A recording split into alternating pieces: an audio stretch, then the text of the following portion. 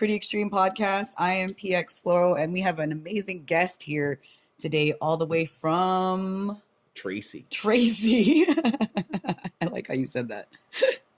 And this is With Jacob disdain. Blaeser. Yeah. Jacob Blaeser. That's my name. Yeah. Here from Tracy. You know, I was telling you, my cousin's planning on opening up a coffee shop out there. Oh, yeah. Yeah, I thought that was kind of... No, Stockton. Stockton. Yeah, Stockton. And my cousin, I want to say is, it's Lathrop. So it's Lathrop and Stockton. Yeah, Lathrop is actually closer to Tracy. It's like 15 minutes from my place. So I have family out there. I'm supposed to come visit during spring break when my kids are on spring break. And why I love having you on as a guest is you are a grandfather. Yep. I am a recent grandfather, yeah. A comedian from the Central Valley area, recent grandfather, so congratulations. Thanks. I thought that was the most extreme. I usually ask because you look really young. Well, that's what I was about to say. I'm like, it's weird to be a grandfather in your 40s. Yeah. Yeah. You know? Yeah. Like, you look good. Pretty young. No, but you look good. And that's why I thought that was kind of extreme. I was like, what? When I saw it in my feed, I was like, he's a grandfather. What? Yeah. And You're I've like embraced it. I'm not trying to be like, oh, I'm young. You know? You don't. All my bits are about being old. Yeah. So I don't know. I'm like an old soul, I guess. Yeah. I just lived hard. That's really what it is. I feel young in my mind, but I've lived through some shit. So I'm like, nothing really phases me. Yeah. Even being a grandfather. Oh, it is. I don't know. It sneaks up on you, you know, hits you with a little like jabs. Before you know it, your kids are grown up. Yeah, like they are, like fucking full-on adults. My daughter's married, had her first kid. You know, she owns a house. I've never owned a fucking house. Like, she's doing better than me at 25. Wait, I am, and like I'm like almost twice her age. Rewind. Okay, but what I do have to acknowledge is that you are her father, and don't you feel so accomplished? That your daughter I feel like I did well. I don't feel necessarily accomplished because I mean, like you did your job. I was a weekend dad. You know what I mean? I got to give a lot of credit to their mom. You know, okay. She has her own issues with men, but like I can't fault anything. Like because my kids are fucking amazing adults. Like they're not assholes. First off, like that's a win. Like. Yeah. And on top of that, they're cool people. Like if I was stuck on a desert island and I had to pick two people, I'd pick my kids. Yeah. Not just because they're my kids, I want them with me and they end up driving me crazy. No, because they're fucking cool to hang out with. Yeah. And I really enjoy conversations with them. And they're genuinely awesome people.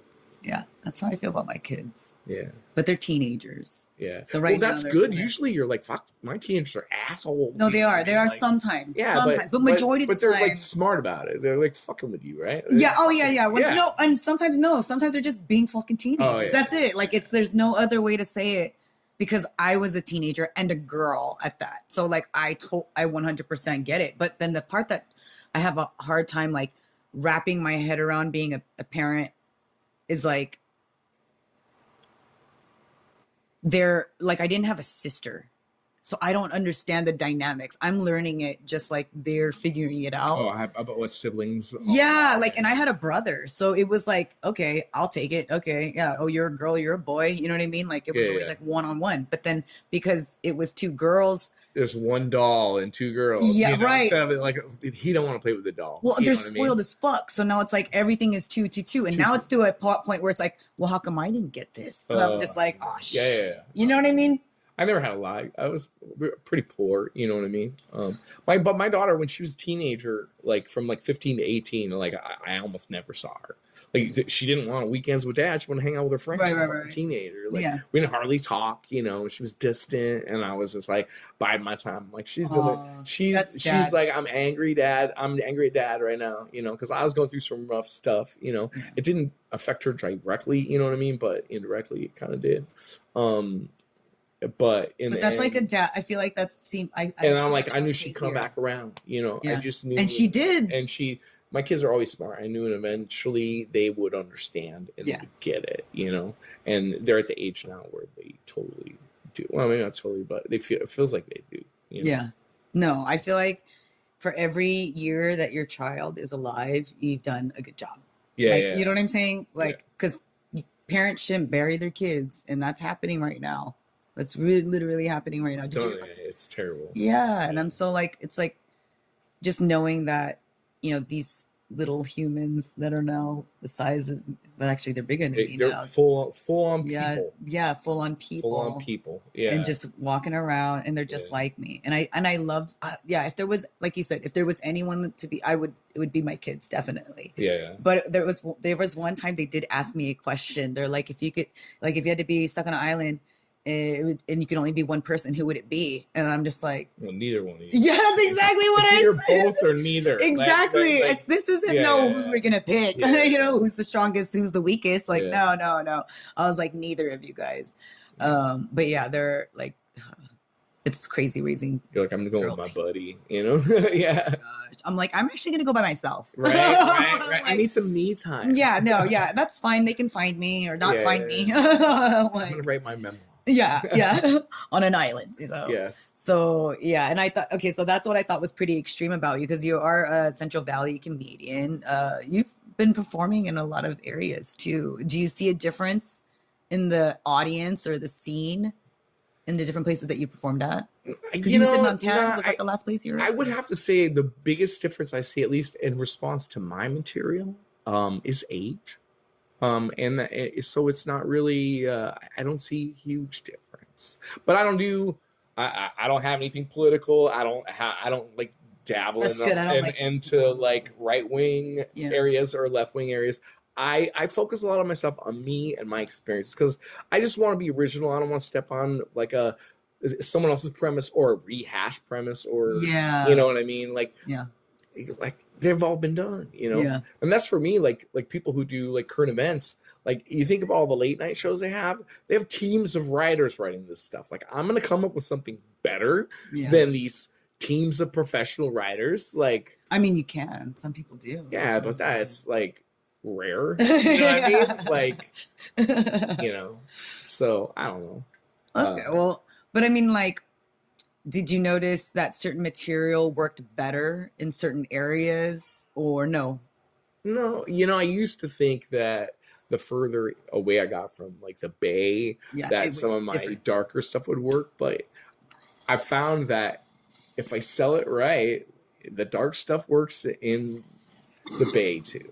You know what I'm saying? So it's really a matter of making sure it's funny, Yeah. That's definitely key. Like, the funny overcomes. Like, there's a joke where I'm still not sure exactly when and where it's gonna work. It's still, I have a joke about my daughter doing anal. Oh, my God. See? So it's like most audiences, they get it. They come along for the ride. I think I heard. Because I bring them back around at the end. It's a fucking joke. Yeah, it's a joke. But sometimes because I go, the opening line is, nobody told me that one day my daughter, she'd grow up and take an ass from some guy I can't stand.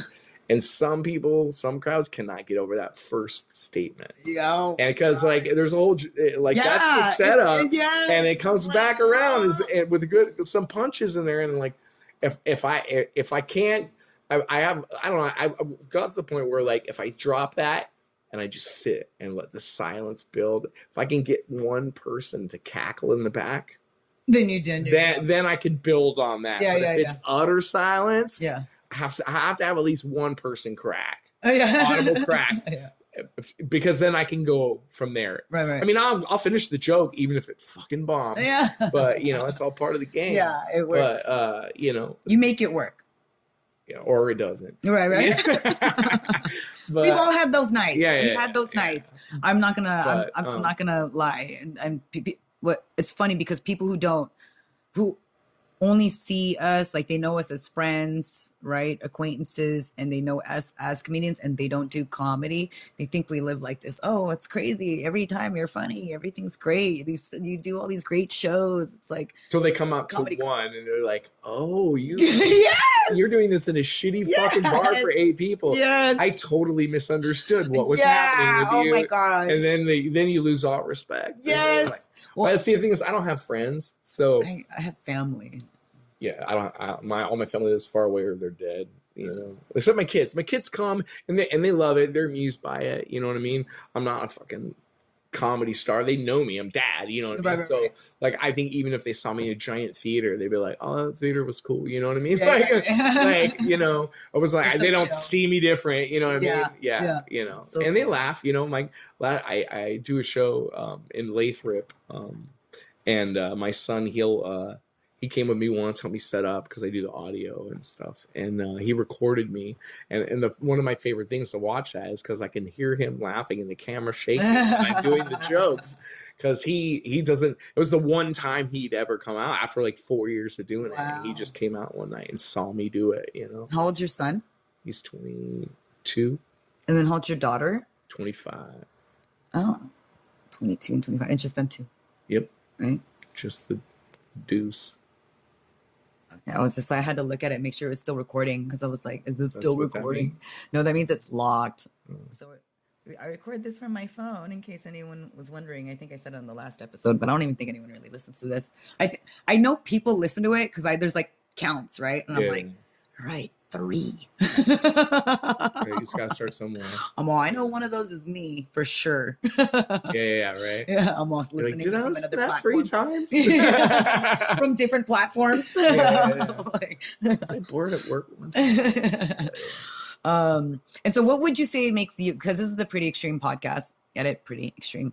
And what would you say about you is extreme? I don't know. I know you said it like kind of my dedication to it. Like I minimum an hour drive for an open mic. You know. What I mean? And like I started in Sacramento. Did my first open mic there. The next day I went and did it. Tracy to Sacramento. Yeah, okay. And then the next day I was. And how many miles is that from there? Sorry, like 70. Oh wow! Okay, yeah. Same thing. And San Francisco, Tracy's great because it's like a little over an hour to Sacramento, a little over an hour to San Francisco, a little over an hour to San Jose. It's like centrally located there. Yeah. So the next day after I did my first open mic in Sacramento, I did my second open mic in San Francisco at Brainwash. Oh. And it was the very last Brainwash open mic there. Shut up. That was your first time? I remember that. Yeah. I mean, I wasn't there, but I remember it being posted. Yeah, no, because I went to it and the next day on Facebook, they said it's closing. I was like, that was the last one. I'd been hearing about this place. Yeah, it's a magical place. Yeah, and I got to do it once. That's so funny. Yeah. You heard it here first in the Pretty Extreme podcast. Jacob Blaeser shut down. You don't even know how many places I've done the last. Shut up. At least a dozen. I swear to God. Shut up. Okay, can you list them? I mean, just off the top of your head if you can. And the reason why I can start some of them. Lily Max almost, but it's still running. Last second, he's like, we can do one more show. But like the official announcement it was closing and no more shows was 3 days after I had just done it. There was a place called Cozy Corner. Jimmy used to do a show out in Livingston. I did the last one of that. So you can't be on any of my shows now. It's like I think I was on your last. Oh no, I wasn't on your last one. The pizza one that you had. It was the Pizza Factory. I was on the last one. Shut up! Oh my God. I'm like, but I've been on a lot of like the first time you're a murderer. They've ever done it too. I've been on a lot of the first time shows too. Yeah, like they've never done that venue before. I've done a lot of those too. See, that's cool. That's cool. That's funny that you noticed that though. You're like, it started to happen a lot, so I was like, that is a lot. They're like, we're starting to see a pattern here, guys. Yeah. There's another recent one. Like, I don't think I did the Britannia Arms shut down recently. I haven't done that one, but I think I did. No, I wasn't at the last swinging door, but I was at the one before. The last one? You're losing your touch. Yeah. Jacob. It's waning. Hopefully. I don't know. I find it because there's more. I know there's more, but I can't think of it. No, but that's a pretty good run. I mean, I was like 4. I don't know. No. But it was so funny because I did my first mic in Sacramento, second mic in at Brainwash, San Francisco. And I went up like with an idea. I'm like, I'm gonna be funny. And I was like, I bombed so fucking hard. I'm like, I need to go home and write jokes. Oh. And I went home, and for the next 4 months, I didn't open mic. I wrote a 5-minute set. And a brand new one. I didn't even write for one the first time. I just went up to be funny because I'm a fucking moron. You know what I mean? Yeah. And after 2 mics, I was like, yeah, that's not how you do it. You need to go right 5 minutes. You figured it out yourself. And 2 mics. Like, yeah, you need to go right. Nobody just goes up and be's funny, you know? So then that's what I did. I wrote 5 minutes and then I went back up to Sacramento. I was doing it there for a while. And then I would drive out there and not get on the mic. So like an hour there, I spent 2 hours on the road, all this gas money, and not get any stage time. So I was like, you know, like even at the mics, open mics. Yeah, at the mic, yeah, because they only had like one a night. I remember I was going to the comedy spot in Sacramento, and I was like, hey, you know, I didn't get on the list one time. I was like, hey, I drive an hour, blah blah blah, and she's like, oh yeah, next time just let me know that you came from far away. And so the next time I went, I told her, and I still didn't get on the list. No. So then after that, I was like, you know what? So did you stay the whole time, or did you just leave? No, I left immediately. Yeah, that's okay. I was like, did you stick around, type of thing? No.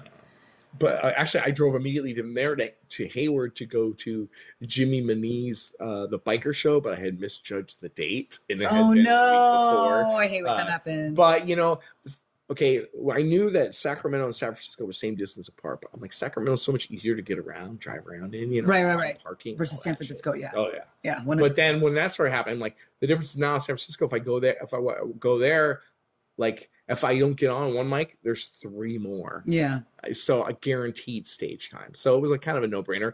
And after like 3 months driving around the city, like I know how to get around it. I know how to drive around the city now. Right. I'm not intimidated by it, and I can find. I love driving in the city. Yeah, no, I don't have a problem with that at all anymore. Neither do I. But then over time, I started anymore.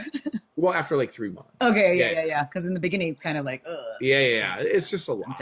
But so, that's how I felt with Santa Cruz. Like just going over the hill.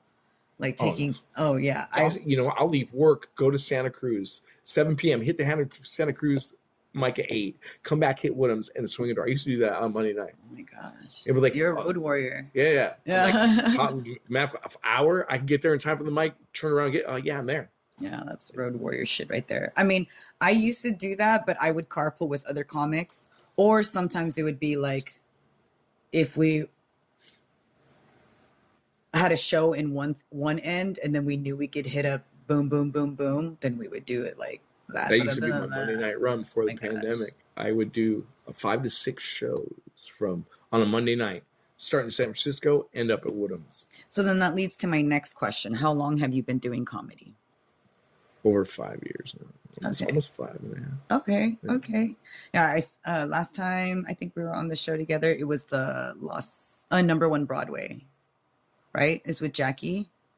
Or was there another show we were on? Whose show was it? It was Leslie Lane. Oh, yeah. Right? That was the last show that we were. Yeah. Yeah. And you know what's crazy? Like, I mean, I knew that there was like swingers clubs out there. I didn't know number 1 Broadway business. Or maybe I did. It was a swingers club? Well, it's a swingers like meeting area, I guess. I want to say Leslie, it makes sense, but I didn't even pick up on that at all. That's what I said. I didn't pick up on it or anything. And I think I forgot because when Jeff Applebaum brought it up at Woodham's, that's when I was like, oh, it is. And now I'm like, we performed a bunch of It's not the first time. Swingers? Yeah, because, well, the motorcycle club, have you done that one? Yeah, I did. So they recently now, it's not just the Vikings, it's also Legion of Sin. It's another club. Yeah, I've heard of them too. Clubhouse. Yeah. Well, they're swingers and they do like toy shows and they have strippers and they do sex stuff. They created and ran the website kink.com. Kink.com. Yeah, that's them. Yeah. What? Yeah. So they like. Are they getting any competition with OnlyFans, or are they also on OnlyFans? I have no idea. Like I don't really I heard OnlyFans make money. No, I mean, I don't really. I just find my free porn on it. Yeah. I know where to go to get what I need. You're like, only 5 videos I can watch. That's cool. No, yeah. No, I'm just kidding. They're like the site I use is endless. Yeah. Like you look up anal, it's like 356,000 videos to choose from. So, Yeah, it's kink.com. I used to get, right? Okay. Shout out to kink.com. My kink is I like it missionary. Oh, I'm sure there's like, it's all, you said 356,000. It's all missionary 5.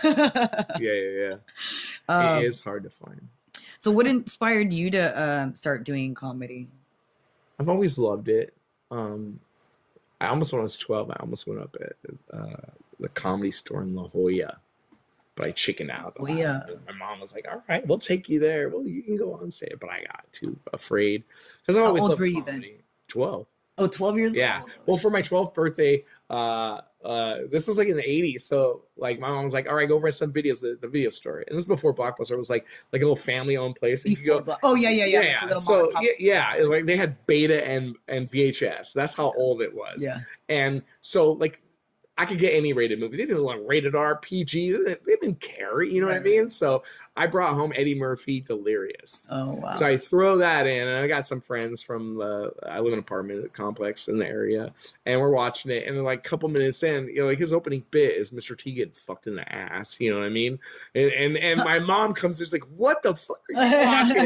She's like, "You are not watching this. And she took it out. And so the next like couple days later, she was at work. I went down there and rented it again and watched it, and I just fucking loved it. Like me and my brother would quote it like Goonie Goo Goo. Like, and I don't know if you've ever seen it, but like not the whole thing. Eddie Murphy Delirious. Oh, like I watched it. I like so many times, countless. Like I still quote this shit out. Yeah, it was VHS too, so you had to rewind it. Oh yeah, constantly watch it over and over and over and over again. Yeah, and then I think later it came out on cable or something. For anyone that's watching this, VHS is like a videotape. Yeah. It's like it's a video, and then you can put it into a machine and it'll play it. It's kind of like a old-fashioned DVD. Well, now it's what, Blu-ray. It's like if your MP3 was on a Scotch tape. Yeah, you know what I mean? MP3 on. I don't know. Oh yeah, dude. I thought it was funny when someone was.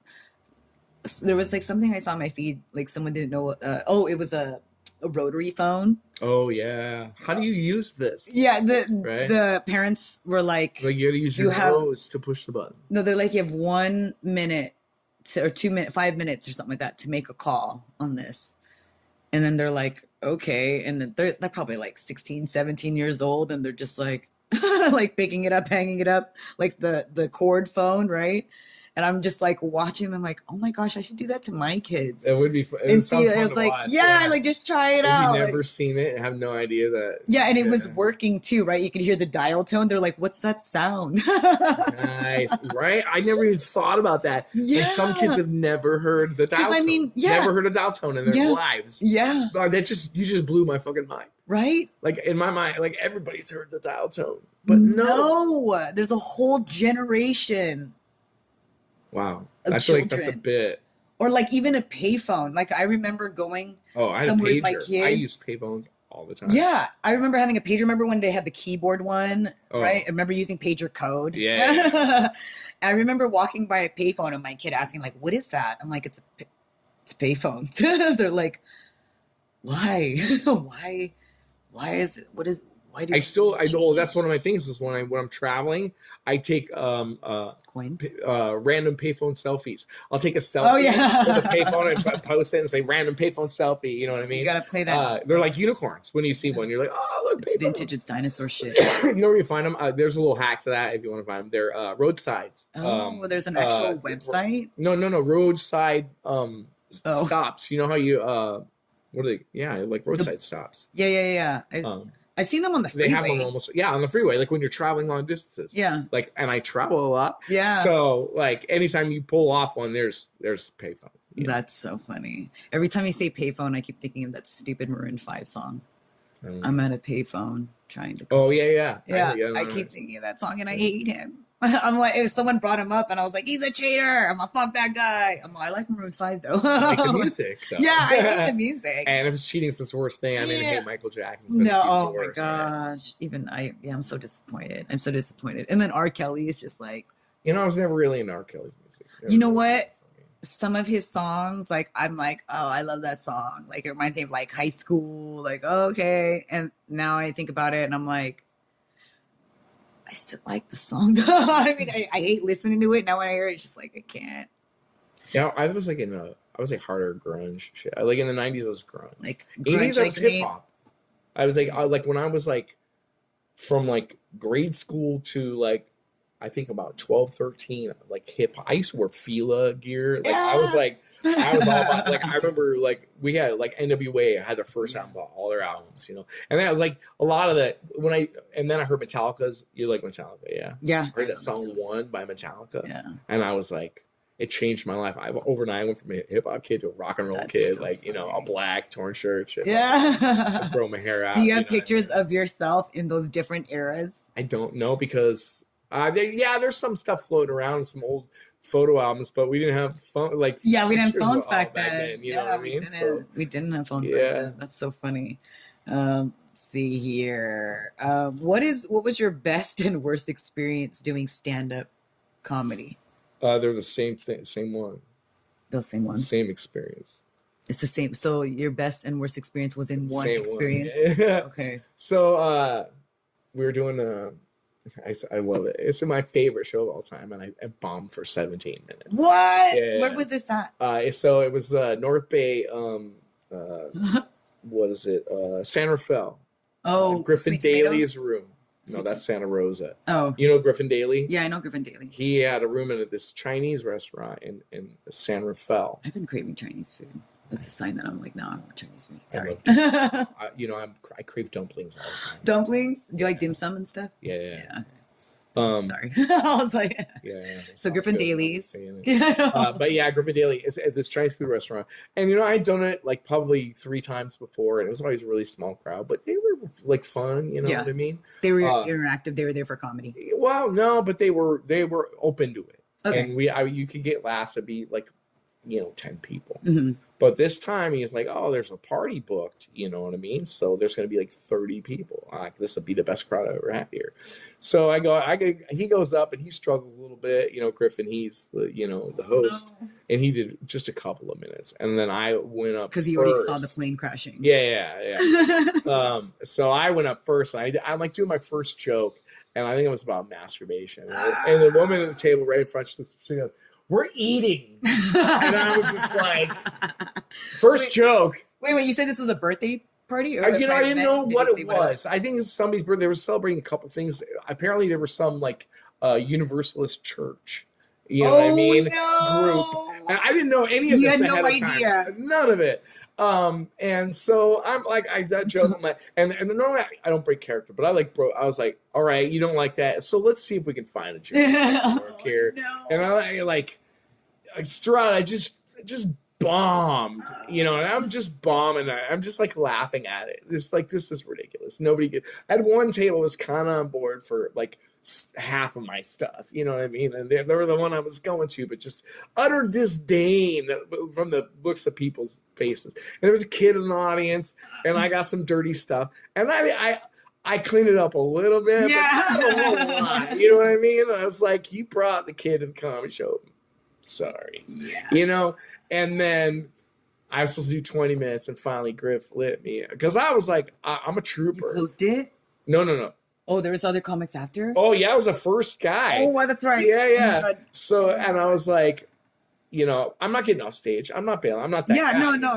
No. I bombed for 30 minutes before. Oh, so. But this one, oh my God. But this one takes the cake. But this one, because it was just like, just terrible. And this like from the joke one, I knew I was bombing, and I just bombed non-stop the whole fucking time.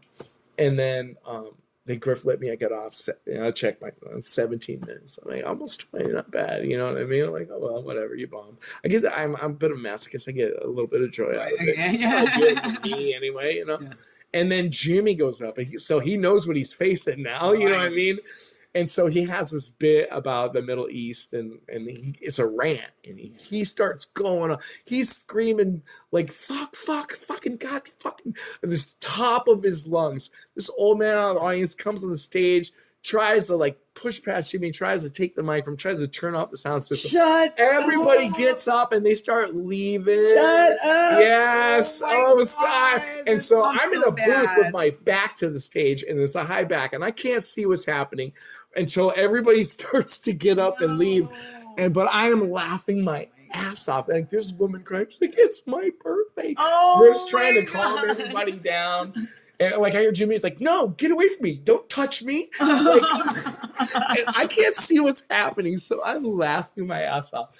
Oh my God. It was just like, it was like, after what I jumped through, it was so satisfying. Like after what I got to go to watch the crowd go through that, like Jimmy just wreck house. Like, he was like, I'm having it. Like I was so like, oh, it was so fun to watch. Yeah. But they didn't like leave. They like milled around the back of the room, and Jimmy got off stage, and Griff's trying to calm him down, and then he gets do you remember Amira? Nasser. I think that was her last name. Yeah. So she gets up and she does her I'm the Middle East, I bomb on stage stuff. Like you've heard. So this is still going on. No, yeah. She wins them over. No. Who knew you had to do Middle Eastern racist jokes to win that crowd over? They were dying. Know. They were dying. No, but she got them calmed down and to sit down and laugh and sit down and at least like, finish their dinner. And actually, they were watching her, and she did get some laughs. I was like, and I'd never seen her do that before. So it was quite interesting. Yeah, and then but I hadn't worked with her in like 2 years. She moved to LA or whatever. So who else was on the show? Just me, Jimmy, and her. Wow. And Griff, yeah. And Griff. Okay, so my next thing, what I thought was fucking hilarious when she's like, we're eating. And then you say it's like a church group. It's like, if we weren't eating, it'd be fine. Right? Yeah. So me masturbating in front of you on stage is fine if you're not eating. Right. Oh, wait, right? That's fucking hilarious. Yeah, it was, it's still one of my favorites. Like, yeah. Oh, that's what I'm saying. It's one of the worst bombs, but one of my favorite shows of all time. That's a good story. Yeah, it was. Have great. You said that on stage? Like, have you told that story? No. Oh my gosh, that's fucking hilarious. I just that one's for me, maybe yeah, one day. And our 3 listeners. Yeah. I'll share it, but I don't know. It's a bit. No, I just love it. It's just no. It's fucking. I thought it was fucking hilarious. Like like you think you've already were like, oh fuck, oh well, and then I was interested to see worse. Fucking good luck, Jimmy. Yeah. And then he just fucking wrecked house. Yeah. And that put a smile on my face right off the top. I can imagine. I'm like, Yeah. And then they all started leaving. I was like, oh, and I hear, get away from me, don't touch it. Yeah. I just started laughing. Like there's so much like you can't even like. Yeah. It was just like, oh, this is so. I'm just like, there's this chaos all around me. I'm just this calm center of the storm. I'm just like. This is speaking so like awesome. A true masochist. Yeah, just loving it. Oh yeah, it was so great. Yeah. And so I want to know what your feedback is on the pandemic right now. I mean, I started this podcast. What do you mean feedback? Like where are you at on this? Do you care? Is it over with? It's over with. It's the flu now. Yeah, everyone's just getting the flu, but they're still testing for it. And they have years where like, oh, flus were bad. Everybody get vaccinated. You know what I mean? They push it real hard. I don't even get the flu shot. I didn't until my work required it. Oh, which makes sense. Yeah. And that's fine. Like I don't care. Like my little brother, he's a little right wing leaning. Like in the pandemic, he moved to fucking Wyoming because he didn't like what the schools were trying to push on his kids. I was like, what the fuck happened to this kid? And he was trying to tell me about like, oh, you don't know the vaccine. I'm like. You know how much shit we put in our fucking bodies, bro? You know how much eating McDonald's terrible. Right no, but I mean like meth when we were like, you know what I mean? Fucking cocaine. Like I like how that was like I was like McDonald's, and you're like no, like I put some fucked up chemical shit in my body. You know what I mean? That's like over my lifetime, and I'm worried about a fucking vaccine made by Moderna. You know what I mean, or Pfizer. Like I got the Johnson & Johnson, so I feel like that's why I'm also safe. Or whatever. Yeah. I don't know. My whole family got it. I have 50 first cousins, and some of them are nurses. And they all. Well, nurses, that makes sense. Yeah, right? Yeah. Well, one of them didn't get it for a while until she's like, I got it. Are you Filipino? Yeah, I'm Filipino. I'm like surprised you have nurses as family members. Right, yeah, I know. I mean, shocker. Yeah. They're the first. They're like, you know how they have like the on-call nurse that you can call? Like, through your medical benefits or whatever in case like you don't want to go to the urgent care yet. You just need to talk to nurse someone. Or whatever. I don't even advice nurse. Advice nurse. Yeah. I just text message my cousins. Like sometimes people even like comics even message me and like, dude, is this normal? And I'm like, can I forward this over? And they're like, yeah. You're like, I didn't know it was a dick pic. No. And it wasn't. It would be like someone's like, tonsils or whatever, like their uvulas like all swollen, or like something on their back, and I'm like, well, forward it over, you know, because I'm like, shit, I don't fucking know. I mean, but they automatically say, I know you have cousins that are nurses and I don't have medical benefits, can you like, they don't really know, but they know. Yeah, right. And in the end they're just like, I mean, yes, that looks like they might have shingles, or that looks like they might have an infection, but the best recommendation I have to tell go see a fucking doctor. Yeah, go see a fucking doctor, because right. So I always thought that was kind of funny. Yeah, I'm the type of person where like something happens, I'm like, well, I'll see how it's doing in a day or two, you know, and then if I feel like it's like affecting my life, then I'll go to see. Yeah, I won't go to the doctors for like 4 or 5 days. Yeah, I'll wait. Like I had a fucking weird rash, and I was like, and my dad, so I was like, you should go see a doctor. And a couple of people, you should probably see. I'm like, you know, I'll see how I'm doing a couple of, and it just fucking went away. Yeah, see, yeah. You know, I just got back from Hawaii, but it was like 2 days after I got back.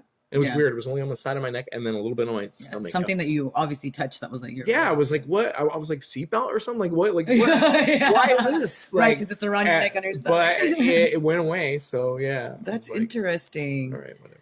Yeah, no. I have a pretty healthy immune system overall. Yeah. I just don't really get sick. And same. When I do, it's like for like when I have roommates are like, oh, we were sick for a week, throwing up. I'm like, I didn't feel good for 2 days. You know what I mean? Still went to work. You know what I mean? Just didn't feel good. Like that's me. Yeah, I feel like I have a strong immune system. Do you know your blood type? Any chance? I think it's like the O positive. Okay, that's my blood type, and I feel like I think my dad's O positive too, but like I don't get sick a lot, and if I do, it's like I'm fucking sick. Like this one time I was getting super sick, and I found out that I had to get like a fucking root canal done, and that shit's fucking painful as fuck. But then I waited literally like a week, and I'm like, I think it's time for me to go to the doctors, and they're like, bitch, like how did you even function? I'm like, I don't know, but get this shit out of my fucking mouth. Like, tooth pain for me has always been. Oh my gosh, it's the most excruciating. I would remember just waking up in the middle of the night and just like, oh my god. Well, I have partial dentures from tooth loss. No from way. Smoking. Oh really? Yeah. You still smoke? Yeah. I still smoke. I fucking smoke. I smoke like a fucking chip. Well, with that and like being poor. Yeah. Like I never went to the dentist and got my teeth cleaned. Yeah. When I went in and I was like, look, and I told them that, and I go, and they said, actually, your teeth look really good for having never saw this. The ones that I actually had, like the woman I talked to, she's like, sometimes they have that plaque build up. Yeah. It like it goes all the way like under their tongue. It just like build. I was just like, ooh, like they made like gross. Like I can't unsee that with my mind. Yeah, I was like I thought I was bad, but that's gross. Like God, I can't imagine like that. I'd have fucking got a chisel myself. You know what I'm saying? That's oh my gosh. I can only imagine then what people see in people's mouths. That's so, it's nutty. It's so gross. But in the end, you know, they got actually I had a dentist appointment this morning, and they checked the gaps, whatever. All of mine are good. And my dentist, when I first went in there, she took over for another dentist who did my like first partials, and then when she first came in, she was like, I hadn't been there because of the pandemic and all this. She's like, you haven't been here in a year. You should just take out all your teeth. I was like, what? All right, so we like scheduled it, and then over time I was like, you know what, I don't want to do that. So when I go, look, I don't want to do that. I want to keep the teeth I have. I know I'm going to lose them all eventually because I still smoke. Right. But I want to keep the ones I have for as long as right. So I want to work towards that. So she's like, all right, you know, okay, all right, I get that. We'll do it. And then now today she came. She's like, I can't believe how. She's like, I can't believe how healthy your mouth is right now. Wow, that's so awesome. Like, yeah, I wasn't even expecting how healthy your mouth is. Yeah, I was just like, she's like, I can't believe when I told you. Or I remember she's like, I remember our first conversation. I told you should just take out all your teeth. Yeah, because I didn't think any of them were going to be viable. And she's like, and here you have healthy. And I'm just like, yes, that's awesome. Yeah. That whole plaque. Mind you, my mouth looks like a haunted graveyard with pictures in it, but. The ones I have are healthy. Yeah. So yeah. That's still cool. That's so good. I mean, I remember my mom used to tell me that, like, because my mom's side came from poor side, right? And my dad's side was like the more well off, right? But then when we came here, my parents didn't have the same advantage, right? And so my mom was telling me that all her sisters all have dentures, and at that time, I want to say they were like in their 40s, maybe going into their 50s, right? And I was like, all of them? She's like, yeah, they just all fucking took them out. They're like, oh, just take them out, just fucking get dentures. And they all did it. And I was like, I have partial, they're sit in with my teeth. Yeah. And the thing is like I had that's crazy I had a couple back teeth missing, and I had a front tooth missing, and but the smoking had weakened the roots of so many, so they had to take out a bunch of teeth that I still had in my mouth in order to get my mouth healthy. Yeah. And now that it's healthy, I might actually be able to get implants. Okay, cool. So you're a grandpa. Well, yeah, like I have the whole bit about it. Yeah, dentures being a big part of it. Yeah. But that's funny. All right, and then I'm trying to think what show were we on? I should restart researching this when I have comedians on here.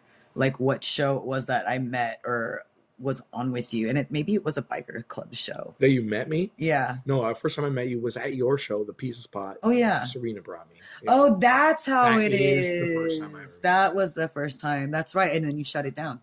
Yeah. What I do. No, but I remember being intrigued by your name, PX. Yeah, PX. That is not a normal name. That's and me. I'm there for it. Yeah. Yeah, and I now know the meaning behind it. It's even cooler. It actually means something. You just I think I'm gonna change it. That's your actual initials. So yeah, I'm gonna change it. Just I think I think it's a funny joke to like just change my name to Geronimo because people are gonna be like, what? That is funny. It is funny. Why? How? Why would your parents name me that? No, my parents did name me that. That's my middle name, but I would want to like just start going by that. Geronimo. Yeah. Go for just it. to fuck with people and be like, well, it's all a juxtaposition. Yeah. Like that's why it's good for me. Like my resting dick face does because people are just like, what's up with this guy? And then I'm funny on top of it, right. But kind of abrasive too. So it really works. Yeah. Especially when I make myself the butt of the jokes. Yeah, I think it's easier as comedians to make yourself butt. I mean, for me, and some comedians find it easier to make other people the butt of their jokes. But to me, it's myself. Like, dude, I'm a fucking idiot. Trust me. Well, let me tell you about my life. Yeah, no, and it's a way to endear yourself to audience, 100%. Like, it's funny. I was working with Alex Woody one time. We did Cobb's Comedy Club, and he went up right before me. Had a tough set. It kind of like barely got back into the audience at the end, and then I had to go like get the crowd. And afterwards, I was like, all this stuff was all about his wife and his kids. Like, oh, they do this, they do that. I go, dude. What you have to do before you're going up there and you're talking about your wife and kids, but it sounds like you're talking shit about your wife and kids. I go, he's an asshole. Before you do that, you got to make fun of yourself first, because then you can make fun of them.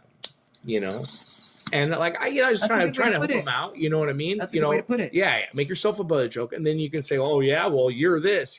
It just works better. You don't sound like a guy bitching about his family. Right. And then I didn't see him the whole pandemic, and then I finally saw him at a mic, and he started doing headlining spots. And he was doing all these shows. I'm like, look at you, dude, like blowing up headlining. He's like, yeah. He's like, dude, the advice you gave me is like it changed the way I did comedy. I'm like, and I forgot. I was like, what advice? And he's like, you're like, why am I not using this? Yeah, he's like, you told me to make myself the butt of the joke before my kids. He's like, I started making myself the butt of the joke, dude. He's like, and it works. I'm not getting laughs. I was like, wow, cool, right on. Who is it? What's your comment? Alex Woody. Alex Woody. Oh, Alex Woody. Yeah. Okay. And it was just like a little piece of advice, and he did his comedy, but you know what I mean. It was cool for him to come and say, "Hey, you gave me this advice." Yeah, and I think that is some really good advice, because like I never even thought of it that way. I just like talk shit, and then I just base it off what people's reaction to me talking shit, like just like friends, coworkers, and they would laugh, and I'm like, oh, they think that's funny. Well, that's why, that's how I was able to do it, I have the joke where my kids make fun of me and the way I look. I did that early in my set, because then after that, I can talk about my daughter doing anal. Oh, right. I mean? Yeah, it's a nice buffer. Fun of me, my kids, because I was like every comic is like, I know I look like, but then I was like, what if my kids are making fun of me? It will endear me to the audience. I'm a dad. Yeah. And I'm the butt of the joke. Right. I'm like, it just like tied up really well. It really helped me connect with the audience. I'm going to borrow that then on. Like it's great. Like it was a good, neat little thing. I remember riding home from Mike with a comic one time, and he was just like, "Oh, like your kids really say that?" I'm like, "No, dude, I wrote those jokes, bro." Like, and I just knew that having my kids making fun of me instead of I know I look like is which is hacky, and it works. Huh? I like that. Yeah, little tools. All right. Well, I'm going to start headlining now. I was into a comedy podcast the other day, and they were talking about how first of all, Christopher Walken, like he's got a unique cadence, and if you can do a unique cadence with some of your stuff, like audiences laugh at that stuff. Did you ever hear about that thing with Christopher Walken's? I want to say it was Christopher Walken's. Him and another actor and an actor's wife, they were like on a boat or something. Natalie Wood. Yeah, he was on the boat. I didn't know that till Christopher Walken, right? Yeah, he was the third dude on the. Like I didn't know that like I knew who Christopher was. I knew the story about Natalie Wood, and it wasn't until maybe like 10 years ago that I realized he was on the boat when she went missing. I was watching a documentary and I was like, Christopher Walken? Yeah, I did the same thing. Like he was there. What the fuck? Right. That's some fucking Illuminati shit. Yeah. There's on our boat. Like, But yeah, Christopher Walken, you can tell who he is. But that was back in the day when like even, what is it? The one Kennedy guy who rolled his car off the bridge and the chick died. He left the girl in the car and walked to his fucking estate. And he got off. You never heard about that? No. It was Ted Kennedy. He was a senator. I think he passed now. But when he was young, I think it was after JFK was shot. But he was a young senator, I think, or maybe before he was senator. He was drunk. He was out driving, out near the Kennedy compound or whatever. And they were crossed the river, and he got an accident, and the car went off the bridge into the river. He got out of the car, but there's a woman in the car, and he didn't get her out. He ended up going back to his house and calling the cops, and they went out, and and he never went to jail for. Was he married? Was at this time? No, I think he was single. But he just left the bitch in the car. Yeah. Dude, I swear there is some crazy ass shit like going on. Like, I feel like. But that was like the 60s. Yeah, well, I feel like, the boat thing. Like, I feel like this was like a sacrifice. And then he was like, oh, and then Ted Kennedy was like, oh, this is a sacrifice. I'm big on conspiracy theories, but I like making up my own. It's not any. There's no back into it. I love it. I'm on board. It's making shit. Yeah. And I'll say some stuff too. I'm like, go ahead, spread it around. Like, like you got to drown a bitch. You know what I mean? Right? Oh my gosh. And like, I heard this one conspiracy theory. I was like shocked, but I mean, it's not even a conspiracy theory. I think it's true. I 100% believe it's true. All right. So, you ready for it? I'm ready. Okay. You know the guy from America's Most Wanted? Oh, yeah. You've heard it. Have you heard it? I don't know where his son was taken. I know. Yeah. Okay. And that's why he started it. Okay. And recently his daughter came out because her kids were taken away by CPS? No, by him? The guy. Yeah. America's Most Wanted. And then she started coming out saying that what happened to her brother was an actual like sacrifice for fame. That's weird. Right? And then she starts, and so now there's like, this big old controversy, and I just fell down a fucking rabbit hole through it. Like, I'm not even fucking playing with you, because if you look at the places that he associates himself with, a lot of them are known for like human trafficking, but they're like undercover fucking human trafficking. So he's like also out there on purpose catching criminals. Yeah, I know. So, it's kind of like, look at this. Oh, yeah, no, I guess you're right. Look at this shiny thing. Look at him doing. Look at this bank robber. Yeah. We're drinking the blood of children. Don't look over. Yeah. I'm like, that's it. Yeah. That's exactly what's happening. I mean, if I end up dead, it could be a conspiracy theory. I'm just kidding. Did hear recently that I think I heard that getting blood transfusions from like children. No. Like actually will help you somewhere. I think I heard. Oh. Yeah, I don't know. or stem cells or some shit. There's some like crazy shit going on in this world. No, you got to drink the blood of the child. No, that's the key to everlasting. They're like, give me the straw. Yeah. Like pop it in like a cookie side, right? That's why they made those metal straws, right? Kids screaming. You're like, shut up! I'm trying to buy chips.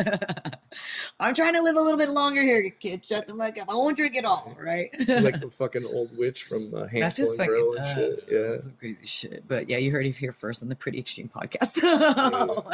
Well, you know, they were theories. Like even what's her name? Hillary Clinton. She was trafficking them out of that pizza place. You know what I mean? You remember that?